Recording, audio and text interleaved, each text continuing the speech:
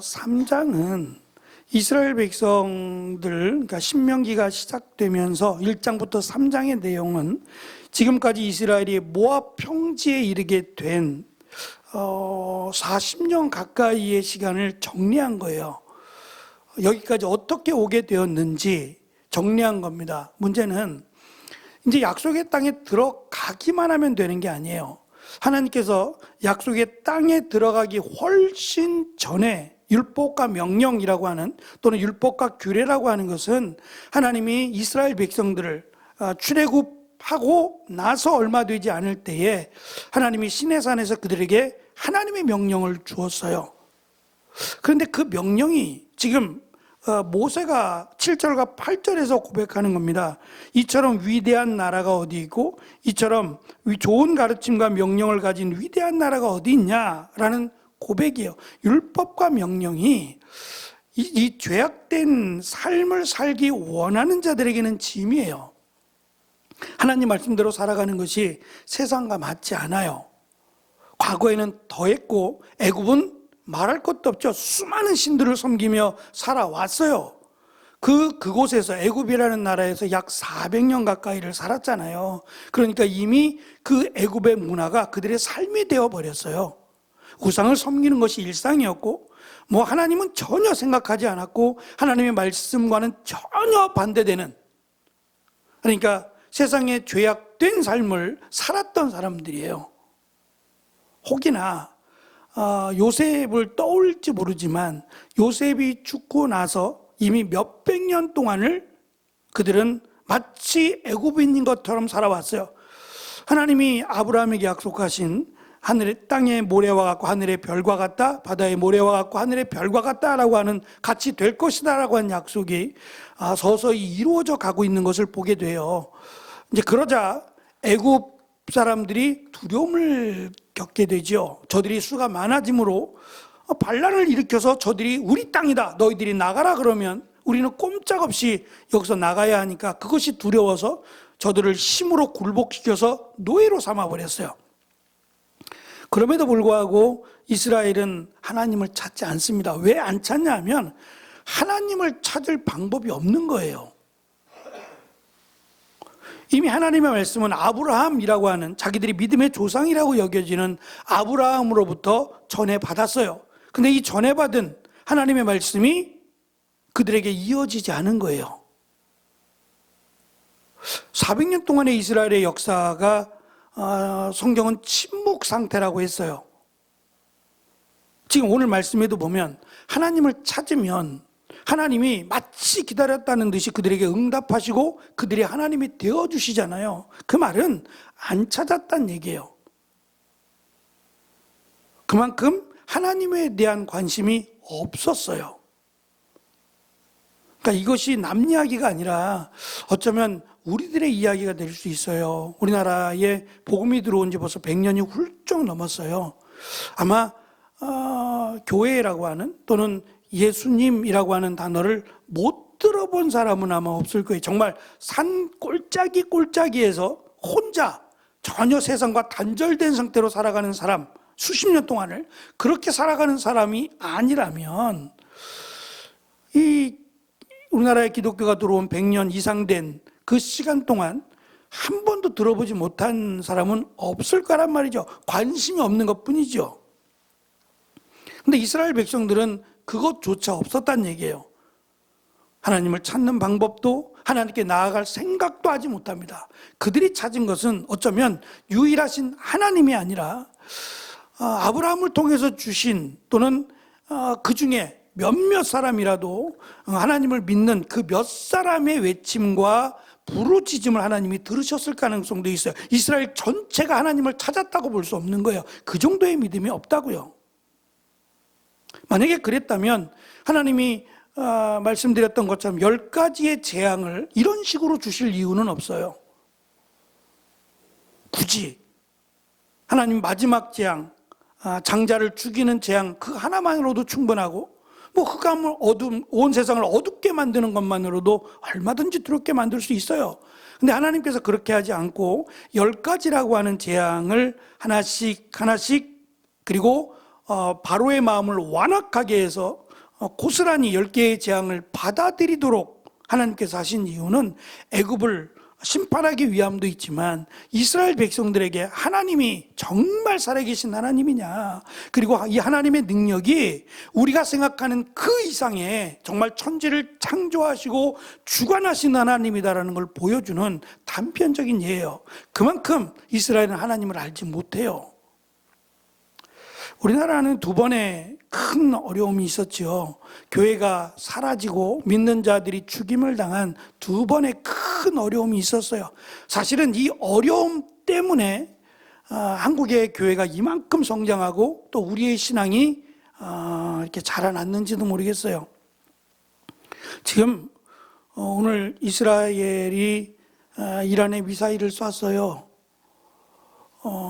물론 먼저 이란이 쐈죠. 이란이 쐈는데 13일 날 이란이 쏘고 미국이나 또 연합에서는 전쟁을 하지 마라 라고 했는데 뭐 귀담아 듣지도 않아요. 그리고서는 미사일을 쐈는데 뭐 신문에 의하면 뭐 그들이 핵을 갖고 있는, 핵을 보유하고 있는 그곳에다가 이러면 정말 핵전쟁 나는 겁니다. 이란 전쟁으로 끝날까요? 이란과 이스라엘과의 전쟁으로 끝날까요? 불똥이 어디로 튈지 모르는 거예요. 그러면 2개의 나라가 아니라 4개의 나라가 될 수 있고 6개 나라가 될 수 있으면 이건 정말 상상할 수 없는, 그래서 지금 금값이 천정부지로 뛴답니다. 알고 계신가요? 잘 갖고 계세요. 그래서 금을 좀 사둘 걸 하는 그런 이야기도 하더라고요. 아니, 전쟁 나는데 금이 무슨 의미가 있겠어요. 다 그냥 하는 이야기죠. 어쨌든 지금 세계가 다 이 전쟁을 주목하고 있고, 아직 그 러시아와 우크라이나 전쟁이 끝나지 않았잖아요. 전쟁 중이잖아요. 그런데 또다시 지금 이스라엘과 이란과의 전쟁이 이루어지면 이건 정말 어렵겠구나라는, 그리고 세계적인 경제나 우리나라의 경제도 영향을 미치죠. 지금 석유값이, 기름값이 지금 마냥 오르고 있잖아요. 조만간 내리지 않을 것 같아요. 왜냐하면 전쟁이 지속되는 한 그 기름을 공급하려고 하겠어요. 그러니까 이런 경제적인 어려움도 우리도 겪게 될 게 분명합니다. 나만의 전쟁이 아니라 이제는 세계의 전쟁이 될 수 있어요. 예전과 같지 않아요. 그냥 서로 그냥 달려가서 찌르고 뭐 이렇게 하는 전쟁이 아니라 가만히 앉아서 버튼만 누르는 이런 정말 끔찍한 전쟁을 지금 하고 있는 거예요. 미사일 한 방으로 그 나라를 없애버릴 만큼의 무시무시한 전쟁들을 지금 하고 있는 겁니다. 이러한 상황 속에서 우리의 소망, 우리가 무엇을 바라고 무엇을 소망해야 되느냐, 앞으로 꿈을 꾸고 미래를 준비하는 젊은이들에게는 참 미안하고 정말 송구한 마음이에요. 저들의 꿈을 위로하지는 못할 망정 저들의 꿈을 밟아버리는 이런 어리석은 그런 모습들이 참 미안하기도 하고 안타깝다라는 생각을 합니다. 전쟁이 좀 빨리 종식되도록 기도하도록, 특히 하나님을 믿는다고 하는 사람들 아니에요. 이스라엘이, 예수님은 뭐 믿지 않지만 그래도 자신들은 선민이라고 하나님을 믿는 사람이라고 말하잖아요. 하나님이 가르쳐 주신 게 뭘까요? 눈은 눈으로, 이는 이로, 이거밖에 없나요? 사랑 아니에요? 전혀 정말 하나님을 믿는 자다운 모습을 볼 수 없을 만큼 참 안타깝다라는 생각이 많이 듭니다. 저들만의 모습이 아닐 수도 있어요. 하나님이 보실 때에 과연 이스라엘이 하나님이 출애굽해서 약속의 땅으로 인도하시는 아브라함과 약속이기 때문에 그 약속을 이루어 주신 거지만, 정말 이스라엘이 하나님의 백성으로서의 자격을 갖추어서 그런 것은 결코 아니에요. 그래서 이스라엘은 계속 반복해서 이스라엘의 역사 가운데 하나님의 심판을 받아왔단 말이죠. 가데스 바네아뿐만 아니라 우리가 앞에서 살펴본 3장에서 나누었던 바알볼 또는 벳바알이라는 바알을 섬긴 바알의 집, 바알의 신전이라고 하는 이 사건 때문에 또다시 약속의 땅을 앞에 두고 이스라엘은 죽어야만 됐어요. 그러면 이제 약속의 땅에 들어가면 끝나냐? 그게 아니라는 거예요. 여전하다는 거죠. 하나님의 말씀, 하나님의 율법, 하나님의 명령은 여전해요. 그러니까 약속의 땅에 들어가서 여전히 우상을 섬기고 여전히 하나님 말씀을 거역하면 여전히 그 땅을 빼앗길 뿐 아니라 또다시 제2의 애굽 생활을 하게 될 수도 있다는 거죠. 또 그렇게 됐잖아요. 이스라엘 역사를 보면 포로로 끌려가서 비참한 생활을 하게 되지 않습니까? 이것이 성경이 우리에게 가르쳐주는 하나님의 약속이 이루어지는, 성취되어지는 놀라운 사건이에요. 과연 이것이 그때만이냐? 하나님은 지금도 동일하게 말씀하세요. 하나님 말씀대로 하나님 말씀을 지켜 행하는 자는 내가 너희와 함께 할 것이며, 하나님을 거역하는 자, 특별히 만홀히 여기는 자, 이 말은 앞에서는 믿는다 말하며 예수님께서 회칠한 무덤이라고, 앞에서 볼 땐 깨끗해요. 회를 칠해서 깨끗하고 그런 것처럼 속 안에는 시체가 담겨 있잖아요. 그것을 가리우기 위해서 회를 칠하는 거니까 그 안에는 그들이 생각할 때 가장 부정한 것이 담겨 있는 것처럼 겉으로는 예수님을 잘 믿고 그럴듯한 것 같은데 속 안에는 전혀 예수님을 믿지 않는 그들을 향해서 예수님도 말씀하시고 하나님도 말씀하시는 거예요. 여기에 대해서 우리는 두려움을 가지고 내가 하나님 말씀대로 살아가고 있느냐, 완벽할 수는 없습니다. 어느 누가 완벽이라는 단어를 쓸 수 있겠어요. 그러나 부족하지만, 연약하지만 나름대로 그 부분에 최선을 다하려고 노력하는 것, 저는 그 부분이 우리에게 늘 있어야 된다, 늘 있어야 된다라고 이야기를 합니다. 제가 부교육자 시절에 그 목사님들이 하시는 말씀이 있어요. 이 목사들은 자기 옷, 양복 안에 두 가지를 넣어놓고 다닐 준비를 하래요. 한 가지는 한편의 설교예요. 언제든지 설교할 수 있는 그러니까 준비된 설교 원고를 한 번씩 넣어 갖고 다니래요. 언제 설교하게 될지 모르잖아요. 그러니까 한편의 설교를 할 수 있는, 뭐 요즘은 들고 다니는 태블릿도 많으니까 태블릿에 저장을 잘 해놓으면 거기서 꺼내 쓸 수 있겠죠. 굳이 종이를 찾아서 안 해도 할 수 있겠잖아요. 더군다나 뭐 핸드폰으로 성경도 볼 수 있고 여러 가지 뭐 검색도 할 수 있는 장점들이 있지만, 예전엔 그런 것들이 하나도 없다 보니까 목사님이 봉투에다가 이렇게 딱 넣어서 목사님이 갑자기 내가 오늘 못 가겠다, 네가 설교해라 그러면 언제든지 올라가서 설교할 수 있는 원고 한 편은 늘 가지고 다녀라 라고 말씀하셨고, 또 하나의 페이퍼는 자기가 다짐하고 고백했던 초심의 마음, 내가 왜 목사가 되었나, 나는 어떠한 목사가 될 것인가를 다짐하는, 마치 선언하는 것처럼, 선서하는 것처럼, 목사 선서 이런 건 없어요. 없지만 스스로 나는 목사다, 나는 하나님의 사람이다 라고 하는 그런 언제나 돌아보고 자기를 되짚어 볼 수 있는 그런 내용을 꼭 가지고 다니라 그랬어요. 사실 그것이 전부는 아닙니다만 최소한의 모습이 아닌가 싶어요. 지금 모세는 우리가 앞에 3장 끝쪽에서 모세는 들어갈 수 없다, 그래서 모세가 지난 시간에 그 산 위에 올라가서, 무슨 산이라 그랬죠? 네, 느보산에 올라가서 느보산이라고도 하고 뭐 여러 가지 이름들이 많은데 그 대표적인 산이 느보산이니까 느보산에 올라가서 거기서 사해바다도 보고 요단강도 보면서 건너편 약속의 땅을 보는 거로 만족해야만 했다라고 말씀을 드렸고, 이것이 이제 모세가 자신은 못 들어가지만 들어가게 되는 그들이 누구냐? 적어도 그들은 하나님의 말씀대로 순종하며 끝까지 따라온 사람들이라고 설명해요. 그러면 들어가서도, 약속의 땅에 들어가서도 끝까지 하나님의 말씀대로 살아야 한다라고 하는 것을 모세는 마치 유언과 같은 설교로 그들에게 가르쳐 줍니다. 1절에 보시면 말씀에 복종하시오, 그러면 여러분이 살 것이오 라고, 말씀에 복종하는 것이 마치 살아가는 방법 또는 살아가는 그러한 그 생존권과 직접 연관되어 있다라고 하는 말씀이에요.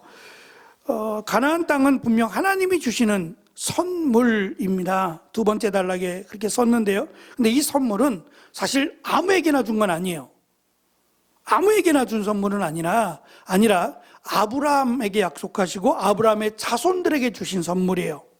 선물이라고 하는 의미가 값없이라고 하는 의미가 있어요. 그러니까 그만한 대가를 했기 때문에 준 거라면 선물이라고 말하지 않아요. 아무런 대가가 없이 무조건 주는 걸 선물이라고 하지만 하나님은 아무에게나 주진 않아요. 하나님의 백성들, 하나님의 택함을 받은 자들에게만 이 선물을 줘요. 그러면 이 선물을 받고 끝이냐? 그게 아니에요. 이 선물을 받았다면 이제는 하나님의 선택을 받은 자로서의 받은 선물이기 때문에 하나님의 백성으로 하나님 말씀대로 살아야 하는 겁니다. 똑같은 것 같아요. 우리가 예수님을 믿음으로 구원을 받았다? 사실 이것은 어디에서도 안 가르쳐줘요. 가장 중요한 거거든요. 우리의 인생에서 살아있는 사람에게 있어서 가장 중요한 것은 천국 가느냐 지옥 가느냐 아니겠어요? 저는 이것이 제일 중요해요. 내가 가난해도 천국 가는 게 낫지 부자여서 지옥 가는 것보다는 100번 1000번 낫지 않겠어요? 근데 그것을 세상 어디에서도 가르쳐주지 않습니다. 근데 그것을 내가 믿는다 라고 하는 것은 놀라운 은혜가 아닐 수 없어요. 이것은 우리에게 허락하신 정말 하나님의 축복과 같은 그런 은혜입니다. 문제는 이 은혜를 받고 끝나는 게 아니라 그러잖아요. 내가 받았으니까 구원을 예수님을 믿고 구원을 받았으니까 이제는 내 마음대로 어떻게 살아도 괜찮다? 그렇게 말씀하지 않아요. 오히려 그 은혜와 그 선물을 받았으니 그 은혜와 그 선물에 합당한 삶을 살라고 말씀하죠. 사실 이게 더 힘든 거예요. 끝까지 어둠 가운데 빛으로 살아가는 것이 쉽지 않은 거죠. 어둠이 강하면 빛이 약해지고 빛이 강하면 어둠이 약해지잖아요. 그러니까 우리가 하나님의 자녀로서의 빛이 강하면 세상은 밝아지는 겁니다. 반대로 우리가 약해지면 세상은 반대로 강해질 수밖에 없죠. 그래서 우리가 하나님의 택하심을 받고 선물을 받은 자로 하나님의 말씀에 합당한 은혜 받은 자로 믿음과 삶을 살라고 말씀하죠. 3절에 보면 부올에서 바알을 따르다 또는 바알 부올을 따르다. 바알이라고 하는 건 우상이고 부올이라고 하는 것은 지역 이름으로 봐요. 부올이라고 하는 곳에서 바알을 따랐다라고 하는 말은 말 그대로 바알을 신으로 섬겼다는 말입니다. 그를 믿고 그를 따르고 또 그가 좋아하는 것, 그를 위해서 살아간다는 의미가 있어요. 그리할 때 하나님은 그들을 심판하셨어요. 언제나 그들을 심판하셨고 그들은 약속의 땅에 들어오지 못했다라고 모세는 이야기합니다. 1절에 보면 듣고 행하라. 율법의 명령에 귀를 기울이고 듣고 행하라 라고 하는 명령이 담겨 있어요.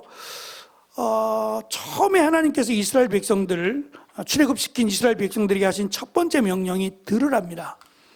말하기를 좋아하는 백성인데 하나님은 너희들의 말이 아니라 내 말을 들으라고 하셨어요. 너희들의 말은 하나님을 감동시킬 수 없어요. 그래서 하나님은 들으라고, 하나님 말씀을 들으라는 것이고, 들으라는 얘기는 결국 이해할 수 있다는 얘기예요. 어린아이도 이해할 수 있을 쉬운 말씀으로 예수님이 전했다 그러잖아요. 근데 왜 어른들은 이해하지 못할까요? 왜 바리새인들은 그렇게 똑똑하고 말씀을 가르치는 선생 역할을 하는 바리새인들은 왜 이해를 못한다고 하실까요? 자기들의 생각이 굳어져 버렸어요.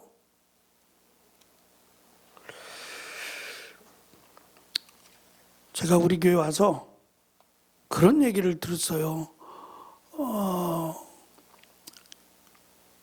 처음부터인지는 모르겠는데 제가 우리 교회 와서 설교할 때 말씀이 어렵고 또는 충격적이다라는 똑같은 얘기가 아닙니다. 부정적인 게 아니라 그러니까 지금껏 내가 몇십 년 동안 예수님을 믿었고 또 신앙생활을 해왔는데 내가 듣고 내가 알고 있는 말씀과 사뭇 다르다는 거죠. 사실 그 말은 저에게도 참 조심스러운 거예요. 조심스러운 거예요. 그러니까 제가 페이퍼에도 써놨습니다만 모세의 할 일은 끝까지 모세가 하나님이 부르실 때까지 여기까지야 라고 스탑하고 데려가실 때까지 모세가 해야 될 일은 하나님의 말씀, 율법과 규례, 명령에 대해서 정확하게 가르쳐 주는 거예요. 그것이 모세의 마지막까지의 역할입니다. 목회자의 3페이지 보시면 사역자들, 특히 목회자는 무엇보다 하나님 말씀을 가르치는데 가장 많은 시간과 정열을 투자해야 한다. 성도들에게 성경을 바르게 제대로 가르치는 것이 목회자의 사명 중 가장 중요한 사명이기 때문이에요. 그래서 우리나라에 예배가 많고 설교가 많다는 건 축복일 수 있어요.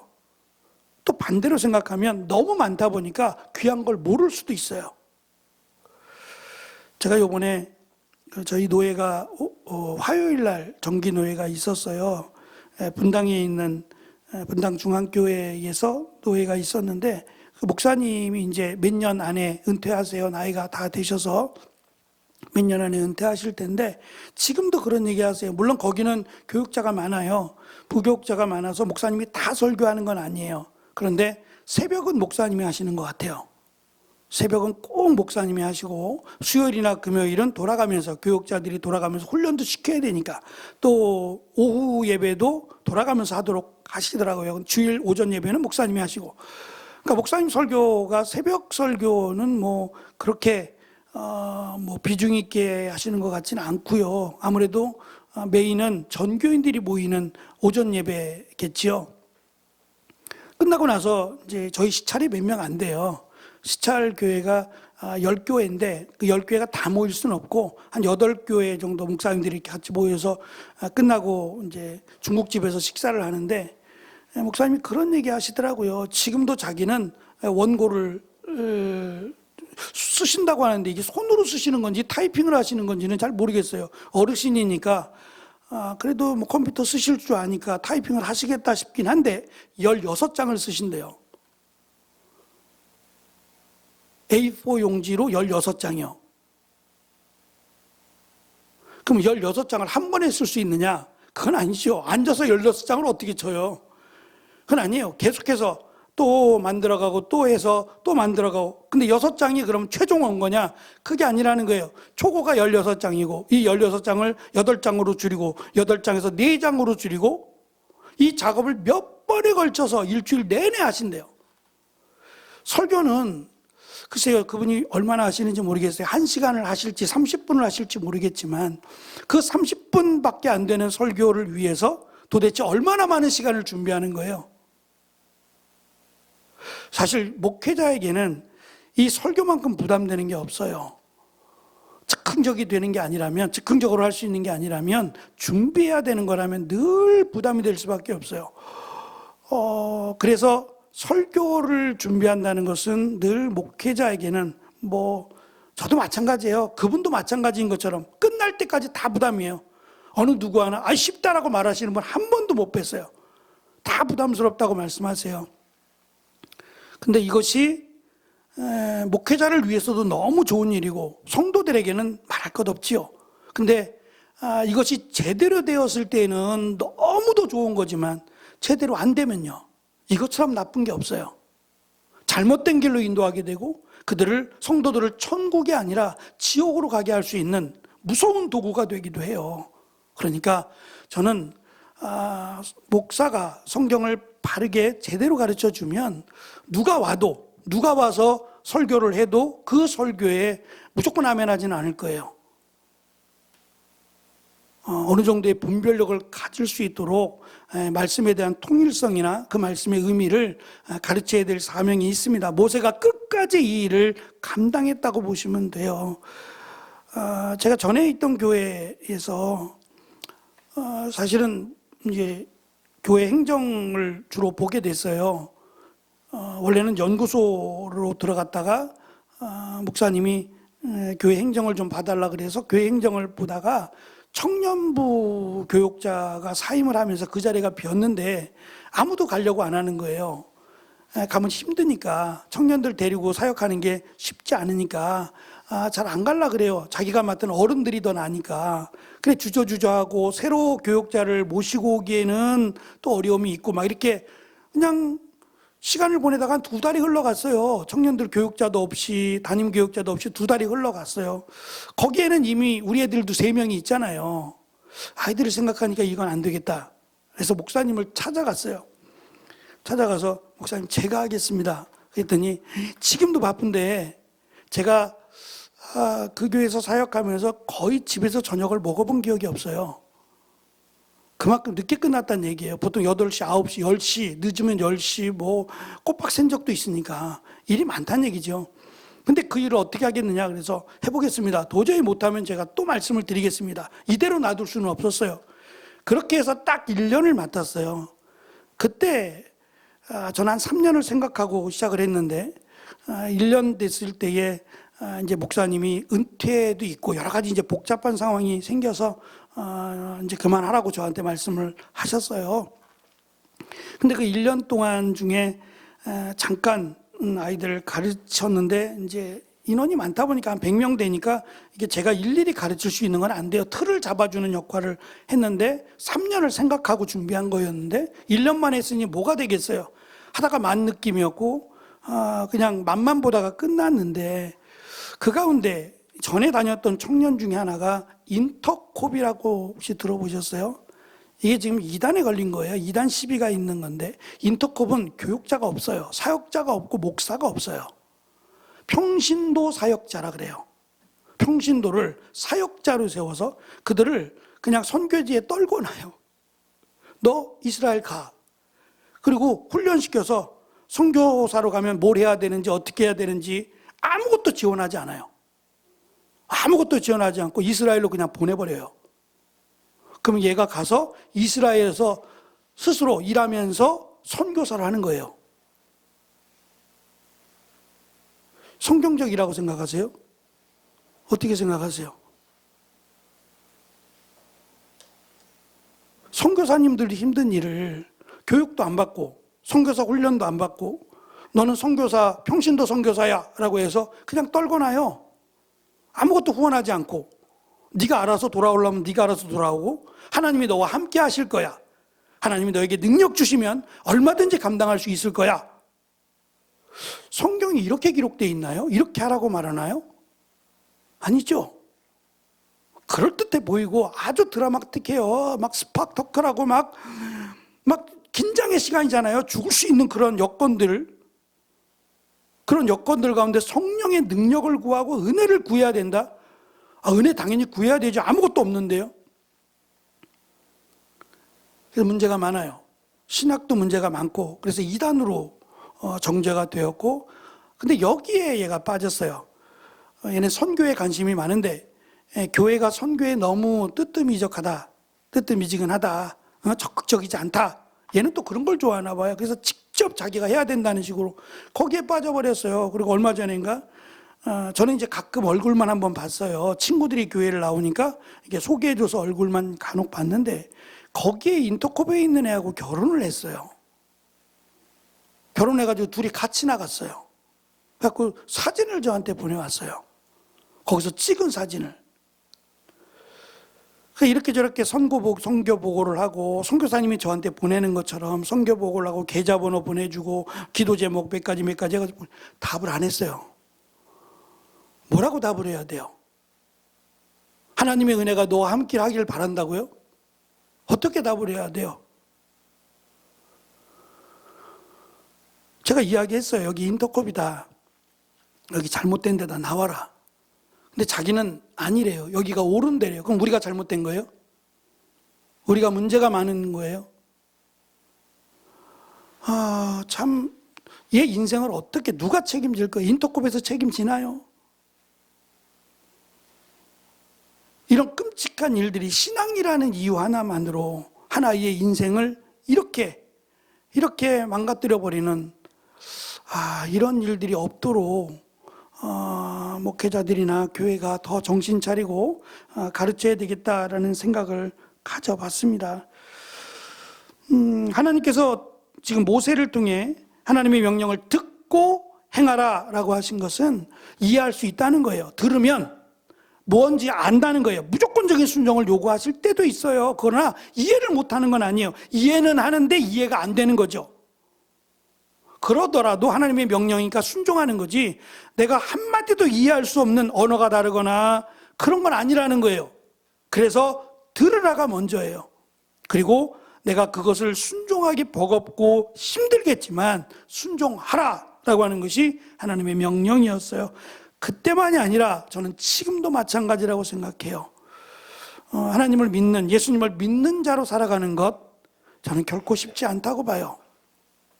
요즘은 모르겠습니다. 요즘은 또 많이 변해서 식사 자리에 가면 술도 잘 권하지 않는다고 하더라고요.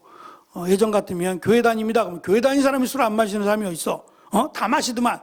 이렇게 해서 오히려 교회를 다닌다고 말을 해도 더 안 좋아하고, 교회 다니니까 주일날 가야 되니까 오히려 더 안 좋아하고, 이런 일들이 많았다고 해요. 신앙생활하기 쉽지 않아요.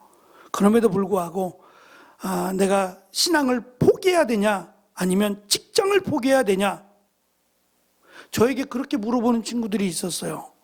목사님, 직장에서 주일날 직장을 나오라고 합니다. 바쁠 때니까 교회는 아무 때나 가도 되지 않냐, 저녁 때 가도 되고 아무 때나 가도 되니까 직장에 와서 일을 해라. 보수는 2배로 주겠다. 빨간 글자니까 2배로 줄 테니까 와서 일하라. 한두 번도 아니고 너무 여러 번인 거예요. 고민하다 왔어요. 목사님, 어떻게 해야 돼요? 권사님, 제가 뭐라 그래야 돼요? 목사님, 어떻게 해야 됩니까? 권사님, 어떻게 해야 돼요? 그만두라 그래요? 다니라 그래요? 권사님 마음에 여우가 많아. 어쩌면 그렇게 믿음대로 하라 그랬어요. 믿음대로 하라 그랬는데 제가 제 경험을 이야기해 줬어요. 그래도 나는 이 부분에 한 가지 기준은 있어야 된다고 생각한다. 그 기준은 하나님이 먼저냐, 세상이 먼저냐는 기준으로 세워야 된다. 내가 이익을 덜 보더라도 이건 아니다라고 하는 마음을 주셨거든. 기도해봐라. 기도해보고 하나님이 여기에 대한 응답을 주실 거다. 이뤄가시는 과정이나 이런 것들이 하나님이 내버려 두지 않는다. 난 그런 것 같다. 분명히 하나님은 길을 인도하신다고 했다. 그러니까 결정하기 전에 충분히 이 문제를 놓고 하나님 어떻게 하면 좋겠습니까? 라고 기도를 해라. 그러다 보면 목사님이 말씀하다가 그 얘기가 나올 수도 있다. 원래 그 얘기가 아닌데도 나올 수도 있고, 누가 옆에서도 그런 얘기가 나올 수도 있고, 하나님께서 자연스럽게 직장을 옮기게 하실 수도 있다. 그러니 하나님 지혜를 달라고 기도하고, 어떠한 결정을 하는 것이 옳겠습니까?